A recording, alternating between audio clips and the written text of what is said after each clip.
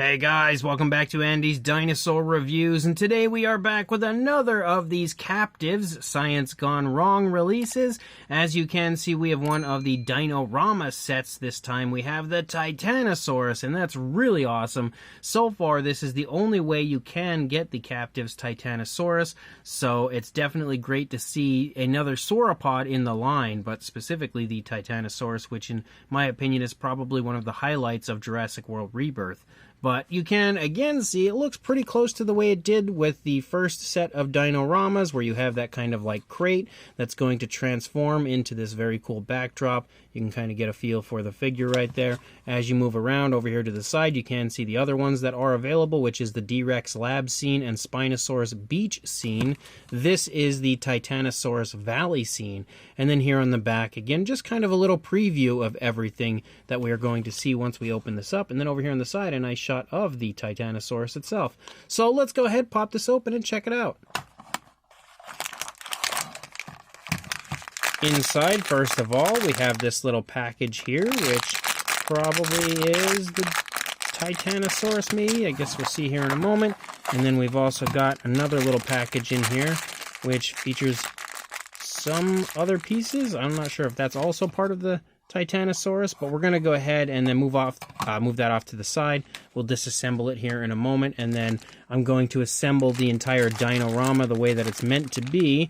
But this package is... oh, okay, so this is just the extra pieces that you have for the Diorama, and then this one is the Titanosaurus itself. Yes, it absolutely is. So let me assemble everything and then we'll check it out. So there is everything now assembled. We created our entire Dinorama and it looks honestly awesome. Like, this might be my favorite one so far when it comes to these Dinoramas. I think they just did a great job of really capturing the look and feel of a lot of Jurassic World Rebirth, specifically with this set. Now, some things obviously, you know, they don't make perfect sense, like having this vehicle here with the Titanosaurs, because we don't really see that in the film, but it's still pretty cool. So we're going to go ahead, slightly readjust the camera, and then take a closer look. So first of all, our Titanosaurus itself, you can see looks okay. It looks pretty decent, but the one thing that's kind of a bummer about it is when you look in the face, the fine detail is pretty muted. You can't really even see a mouth or anything, which I'm used to the Captivz being really vibrant and impressive when it comes to the detail. So I'm a little sad that the detail in the face is so washed out and nearly non-existent, but it does still at least have a light tone for the face and then a black for the eye. Nice dark wash applied as well. As you move up here, you do have the nice orange for that almost like little sail area that you have for the dinosaur. As you move down the neck, you do also have some stripes, again some nice black stripes with a very heavy dark wash applied, and a little bit more of that orange as you move down here into the neck and throat area, the lower part of the throat moving down into the chest. You can see the throat itself sculpted out really nicely. As you move up, you as well have that nice silver Jurassic World logo here on the underside. Moving along the underside, we can also again see the Universal and Amblin stamp on the underside, the underbelly of our dinosaur. You can see the striping over here on this side. I feel like looks a little better actually than what we see over here. It's a little more forced on this side, a little smoother over here on this side. We can see the head sculpt again, still washed out, but I can almost make out the mouth over here on that side. But as we move down, again, you do have a nice light tone for the primary body color. The detailing throughout looks pretty decent. The dinosaur is also in the process of taking a step, which we can see. It is kind of lifting up its front leg. And then moving up here, you can also take note to, again, how that wash has really brought out all of the detail. Moving back, you again have that second little area of like a sail on the Titanosaurus. And one thing that is really good for this one is it's got some serious tail length. As you move up and around, the tail curves back up and then does have that kind of whip-like appearance to it with a little bit of striping here at the end of the tail. When you look at it from over here, it looks pretty much the same. I feel like the dark wash might be a little bit too intense for this one. Definitely could have been a little bit better, but it still looks, you know, fairly fun for being a Captivz version of the Titanosaurus. And then When it comes to our Dinorama, now some pieces might fall down. Also, it's green, so my camera's going to hate it.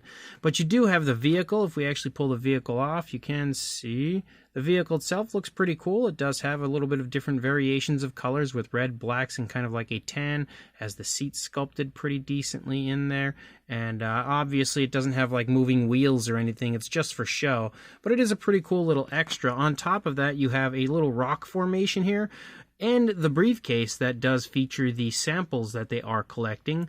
I do believe that's what that is there for, so that's pretty cool. It also has quite a bit of stickers that you can apply to give different areas. Like here we have kind of like the tire tracks in mud. We've got some vegetation there, a downed log back there. As you move over, you also in general have like different shades of greens here throughout, which kind of gives off the look and feel of like, you know, more vegetation down there. You've also got some more stickers on this side that does feature like some vegetation. You've got one little area over here with some footprints leading up to that tree. And then you've also got some stones and stuff. Then you do have the tree itself, which actually comes apart. Like you could pull it off of here. So you have just the stump and then reapply the tree, which might be a little bit tricky because there's a specific way you have to do it.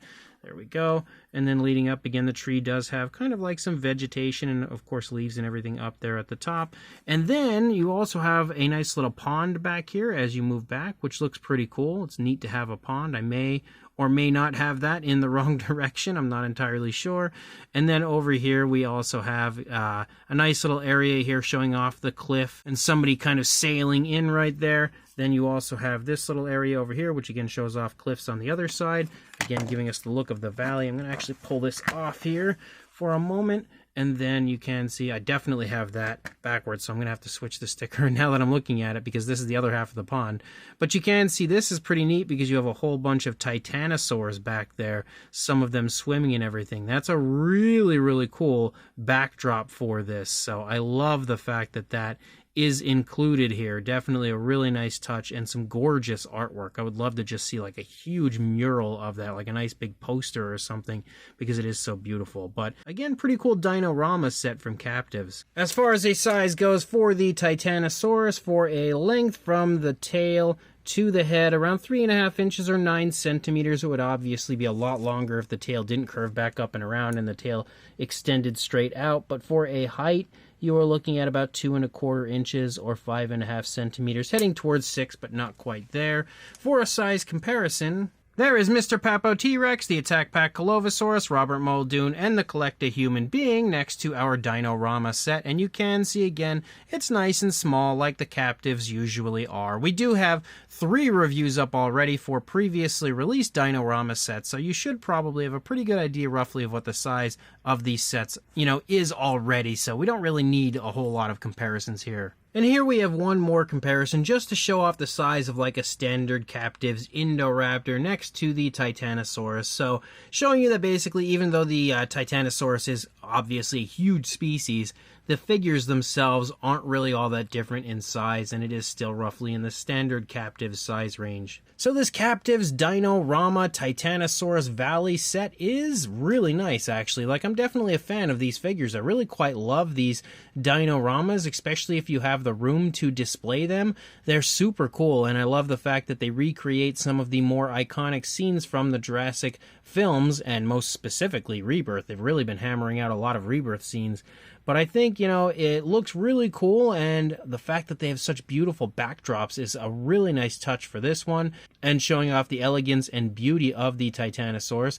The figure itself is a little bit lacking when it comes to detail, but it does still look pretty cool, and I do quite like it. It's awesome to have this species in the Captivz line, but I still feel like the detail could have been a little bit better. The paintwork is pretty much what I expect. Not insanely mind-blowing or anything, but still looks okay for being a mass-produced minifigure, and all of the fun extras on the base and everything with like the vehicle and the briefcase, which is massively oversized compared to a Titanosaurus, but still, it's neat to have that kind of stuff on there as well. So if you are interested in this, I don't know for sure if they're coming to the US or not. I actually imported mine from Australia, so, you know, now that I did that, it'll probably show up here in the US, but hopefully it does.